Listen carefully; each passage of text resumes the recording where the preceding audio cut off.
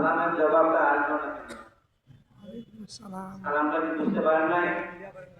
আমারও সালাম জানাই। আসসালামু আলাইকুম ওয়া রাহমাতুল্লাহি ওয়া বারাকাতুহু। ওয়া আলাইকুম আসসালাম ওয়া রাহমাতুল্লাহ। আউযু বিল্লাহি মিনাশ শাইতানির রাজীম। বিসমিল্লাহির রহমানির রহিম। ওয়া মা আরসালনাকা ইল্লা রাহমাতাল লিল আলামিন। আমাকে আজকে বাংলাদেশ জামাত এক কর্তৃক ৬ নং কাটমারা ইউনিয়নের আজকে সিরাত মাহফিলে সম্মানিত সভাপতি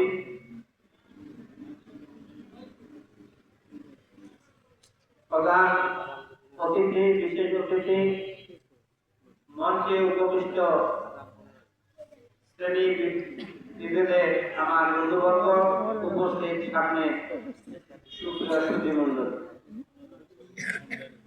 আজকে এই সিরাত মাহফিলে উপস্থিত হতে পেরে আমরা সর্বপ্রথম সেই মহান মহিয়ান গরিয়া নফল সুবহানাহু ওয়া তাআলার শানে আমরা শুকরিয়া আদায় করি। সবাই বলি আলহামদুলিল্লাহ। অথবা বিশ্বনবী জনাবে মুহাম্মদ রাসূলুল্লাহ সাল্লাল্লাহু আলাইহি ওয়াসাল্লামের প্রতি অগণিত দরুদ ও তাসলিম। আল্লাহুম্মা সাল্লি আলাইহি আল্লাহুম্মা বারিক আলাইহি। সম্মানিত উপস্থিতি, আপনারা এতক্ষণ ধরে লক্ষ্য করলেন যে এখানে নবীর সিরাত, নবীর জীবনী, সেই সম্পর্কে আলোচনা আজকের এই অনুষ্ঠানে সময় অত্যন্ত কম। এখন আমরা নামাজ পড়বো, এশার নামাজ পড়ে আমাদের প্রধান অতিথি এবং বিশেষ অতিথি তারা আসবেন, আমরা তাদের আলোচনা শুনবো। তাদের আলোচনা শোনার জন্য আমি আজকে উপস্থিত হয়েছি। সম্মানিত সুধী, আমরা আলোচনা শুনি, কিন্তু আলোচনাগুলো যদি বাস্তব জীবনে যদি আমরা বাস্তবায়ন করতে পারি, তাহলে আমাদের ইহকালীন জীবনে কল্যাণ এবং পরকালীন জীবনে মুক্তি ইনশাআল্লাহ। আল্লাহ রাব্বুল আলামিন তার পবিত্র কোরআনুল কারীমের মধ্যে ইরশাদ করেছেন, ওয়া মা আরসালনাকা ইল্লা রাহমাতাল লিল আলামিন। হে নবী, আমি তোমাকে বিশেষ রহমত স্বরূপ প্রেরণ করেছি। আমি তোমাকে বিশেষ রহমত স্বরূপ প্রেরণ করেছি। এই আল্লাহ রাসূলের আগমনের পূর্বে আল্লাহ রাসূলকে যেখানে প্রেরণ করা হয়েছিল, সেই জায়গায় তদানীন্তন যুগে সেই মক্কা, তার অবস্থাটা ছিল অত্যন্ত নাজুক। মানুষে কাটাকাটি, মানুষে মারামারি, মানুষের ধন সম্পদ লুণ্ঠন, মানুষের স্বাধীনতা বলতে কিছু ছিল না। সেই মক্কার বাইরের কোনো মানুষ যদি সেখানে ব্যবসা বাণিজ্য করার জন্য আসে, সেই লোকগুলো, যে সমস্ত লোক বাহির দেশ থেকে ব্যবসা বাণিজ্য করার জন্য মক্কায় আসেন, তারা অধিকাংশ লোক সুন্দরভাবে দেশে ফিরতে পারতেন না। হয় তাদের সম্পদ লুণ্ঠন করা হতো, নয়তো ডাকাতি করে তাদের ধন সম্পদ ছিনাই নেওয়া হতো। এরকম অন্যায় অবিচার, জুলুম নির্যাতনে ভরা ছিল সেই মক্কা।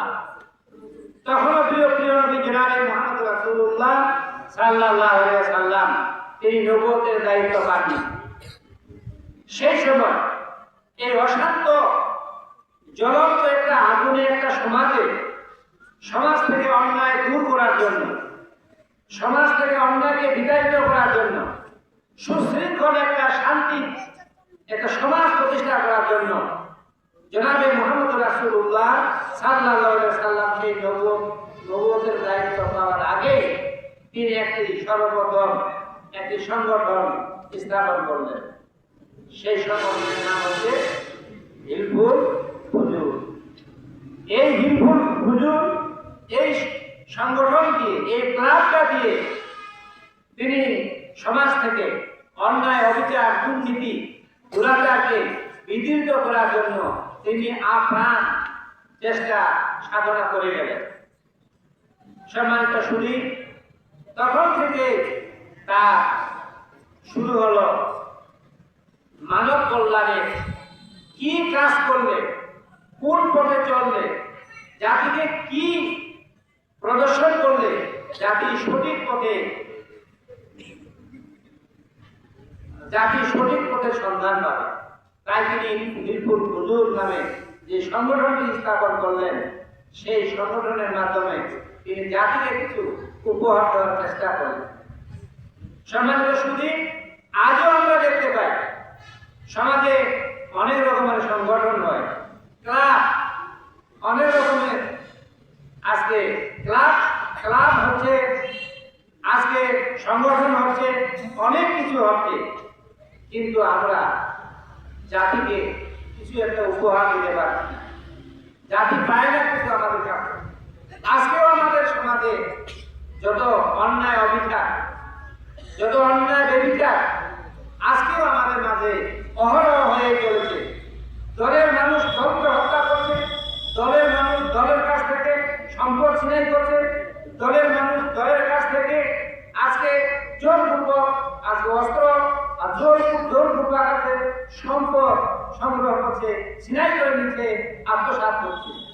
তাহলে আল্লাহ রাসূল জনাবে মুহাম্মদ রাসূলুল্লাহ সাল্লাল্লাহু আলাইহি সাল্লাম যে সংগঠনটা করে গেলেন মিরপুর হুজুর, আর বর্তমান যে ক্লাবগুলো হচ্ছে, সংগঠনগুলো হচ্ছে, ওই বিশ্বনবী জনাবে মুহাম্মদ রাসূলুল্লাহ সাল্লাল্লাহু আলাইহি সাল্লামের সংগঠন আর আমাদের সংগঠনের মধ্যে পার্থক্য কি, এটা আজকে বিচার করার বিশেষ একটা সুযোগ, বিশেষ একটা সময় আল্লাহ রাব্বুল আলামিন আমাদের সবাইকে তার আদর্শ, আনিত আদর্শকে লালন পালন করার জন্য আমরা যেন সেই আদর্শকে বাস্তব জীবনে বাস্তবায়ন করতে পারি, সেই রকম আদর্শ আমরা যেন সমাজে প্রতিষ্ঠা করতে পারি। আল্লাহ রাব্বুল আলামিন আমাদের সেই তৌফিক দান করুন। সকলে আল্লাহুম্মা আমিন। সম্মানিত সুধী, আল্লাহ রাব্বুল আলামিন বলেন, হে নবী, আমি তোমাকে বিশ্বজগতে প্রেরণ করেছি শান্তি প্রতিষ্ঠার জন্য। শান্তি কোথায় পাবো আমরা? শান্তি আমরা কোথায় পাবো? কেমন করে শান্তি পাওয়া যায়? আজকে প্রতিটি মানুষের এই বিষয়গুলো ভেবে দেখা দরকার। আল্লাহ রাব্বুল আলামিন আজকে ওয়ামা আরসালনাকা ইল্লা রাহমাতাল লিল আলামিন, হে নবী, আমি তোমাকে রহমত স্বরূপ প্রেরণ করেছি। রহমত এমনিতে আসবে না, রহমত এমনিতে নাযিল হবে না। আপনাকে আমাকে আল্লাহ রাসূলের আনিত আদর্শের উপরে নিজেকে প্রতিষ্ঠা করতে হবে। আল্লাহ রাসূল কোন কাজটা কিভাবে করেছেন, কোন কাজটা কিভাবে করার জন্য আমাদেরকে নির্দেশ দিয়েছেন, আমাদেরকে সেই বিষয়গুলো ভালোভাবে চিন্তা ভাবনা করা দরকার, ভেবে দেখা দরকার। এবং বাস্তব জীবনে আমি কি করছি, আমাকে আল্লাহ রাসূল কি নির্দেশ দিয়েছেন, আমি কি করছি, আমাকে কি করা উচিত, এই বিষয়গুলো আজকে প্রতিটি মানুষকে ভেবে দেখা দরকার। আল্লাহ রাব্বুল আলামিন আল্লাহ রাসূলের আনিত আদর্শের উপরে আমরা যেন সঠিকভাবে চলতে পারি, আমরা যেন সঠিকভাবে সেই পথে আমরা যেন সবাই পথ চলতে পারি। আল্লাহ রাব্বুল আলামিন আমাদেরকে সেই সুযোগ দান করুন। সকলে আল্লাহুম্মা আমিন। সম্মানিত সুধী, আজকে আমাদের সমগ্র বিশ্বে আজকে মুসলমানগুলো মার খাচ্ছে, মুসলমান মার খাচ্ছে ইহুদিদের হাতে, মুসলমান মার খাচ্ছে নাসারাদের হাতে, মুসলমানেরা হয়ে গেছে আজকে, বিশেষ করে মুসলিমদের, হিন্দুদের আজকে মুসলমানরা হয়ে গেছে একদম চোখের বালি। তাহলে আমাদেরকে মুসলমানদেরকে হিন্দুরাও ভালোবাসে না, আমাদেরকে খ্রিস্টানরাও ভালোবাসে না, আমাদেরকে আজকে ইহুদিরা তো একটা বাংলাদেশে যদি একটা পাখি মারা যায়, পাখি শিকার করা বাংলাদেশ সরকারের আইনে অন্যায়, পাখি মারলে বিচার হয়। কিন্তু সম্মানিত সুধী, আজকে যে অহরহ মানুষ হত্যা হচ্ছে, মানুষ নিহত হচ্ছে, মানুষ খুন হচ্ছে, এই মানুষ মারা আজকে বিচার হয় না। আপনারা আজকে টিভি দেখবেন, আপনারা এই মোবাইলে দেখবেন, আপনারা রেডিওতে শুনবেন যে প্রতিদিন আজকে ইহুদিরা ফিলিস্তিনি মুসলমানদেরকে হত্যা করছে। শুনতেছেন? আমরা শুনতেছি প্রতিদিন মুসলমানদেরকে হত্যা করা হচ্ছে প্রতিদিন, অথচ যে ফিলিস্তিনের মুসলমানদেরকে আপনার ভাই আমার ভাই, আপনার বোন আমার বোন, আমাদেরকে আজকে হত্যা করা হচ্ছে, পাশে সমগ্র মুসলিম রাষ্ট্রগুলো আজকে ফিলিস্তিনের, চতুর্পাশে আজকে মুসলমান রাষ্ট্রগুলো, কোন রাষ্ট্র কোন দেশ কেউ ফিলিস্তিনি ভাই বোনদেরকে হত্যা করার জন্য আগায় আসে না। আপনারা শুনেন না? আগায় আসে? আগায় আসে না। মানে প্রতিদিন হত্যা জীবিত, তাদেরকে জীবন্ত একটা ঠান্ডা মানুষকে ঠান্ডা মাথায় গুলি করা হচ্ছে, বোম্বিং করা হচ্ছে, মারা হচ্ছে, কিন্তু তাদের কাছে তারা মনে হয় আপনারা যেমন আমাকে দেখছেন, আমি যেমন আপনাদেরকে দেখছি, এই অনুরূপভাবে মনে হয় শুধু তারা সার্কাস দেখছে। আজকে ফিলিস্তিনের পাশের দেশগুলোকে তাদের যে অসহায় মানুষদেরকে হত্যা করা হচ্ছে, যাদের কাছে কোনো অস্ত্র নাই, যাদের কাছে কোনো খাবার নাই, যারা তাদের বিরুদ্ধে নিজের কথাটা ব্যক্ত করার মতো শক্তি সাহস পায় না, এই সমস্ত লোকদেরকে, এই সমস্ত নারীদেরকে আজকে নির্মম ভাবে হত্যা করা হচ্ছে। অথচ আমি নাম ধরে বলতে চাই, সৌদি আরবের মতন একটা দেশ আপনি শুধুমাত্র সাবধান দেন। সম্মানিত শুধু আজকে তার যেখানে হযরত মূসা আলাইহিস সালামের যে দেশ মিশর, মিশরের পাশেই ফিলিস্তিন, মিশরের লোক আজকে শুরু দেখছে জর্ডান, কাতার, মোট কথা যে মধ্যপ্রাচ্যটা যতগুলো মুসলিম কান্ট্রি এখানে অবস্থিত, প্রতিটি মুসলমান কান্ট্রি শুধু তাদের জীবনগুলো যাচ্ছে, আর আমরা শুধু সেখানে সার্কাস দেখছি। আপনি কি, আপনারা কি আমার কথা বুঝতে পারছেন? কোন মানুষ কোন মুসলমান আগায় আসে না। তাহলে সমগ্র বিশ্বের জন্য, সমগ্র বিশ্বের জন্য ভয়ের একটা কারণ হয়েছে মুসলমান। যত জাতি আছে সমগ্র জাতিরাই মুসলমানদেরকে শত্রু হিসাবে মনে করে, মুসলমানদেরকে সহজে মেনে নিতে চায় না। আর বাংলাদেশে আমাদের সমগ্র বাংলাদেশিরা, বলবো না, বাংলাদেশের জামাত ইসলামকে যারা সাপোর্ট করে, বাংলাদেশ জামাত ইসলামকে যারা ভালোবাসে, বাংলাদেশ জামাত ইসলামকে যারা ভোট দিতে চায়, জামাত ইসলাম বাংলাদেশের মাধ্যমে যারা আল্লাহর জমিনে আল্লাহর দ্বীন কায়েম করতে চায়, এই দলটাকে বাংলাদেশের মানুষ দেখতে পারে। যতগুলো দল আছে, যতগুলো দল আছে, সবাই প্রয়োজনে একজোট হবে, জামাত ইসলামকে ক্ষমতায় আসতে দেওয়া যাবে। সম্মানিত সুধী, বর্তমানে চলছে ঢাকা বিশ্ববিদ্যালয়ের নাম শুনছেন আপনারা?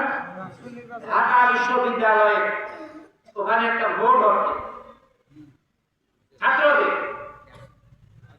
এই